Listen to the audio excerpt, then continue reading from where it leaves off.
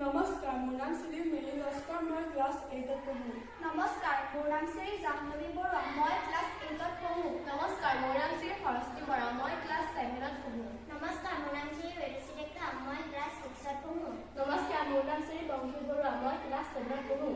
আজি আমি যিটো মডেল বনাইছোঁ সেই মডেলটো হৈছে স্মাৰ্ট গ্লাছ ফৰ ব্লাইণ্ডছ।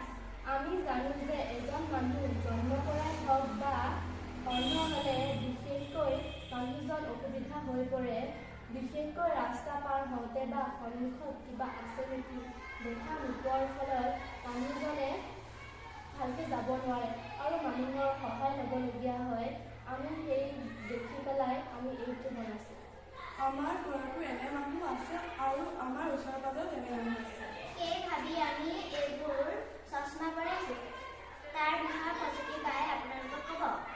আমি অন্ধ মানুহৰ কাৰণে এনে চশমা প্ৰস্তুত কৰিছোঁ যাতে তেওঁ ৰাস্তা পাৰ হওঁতে বা ওচৰতে মানুহ গ'লে বহুত অসহায় অনুভৱ কৰে।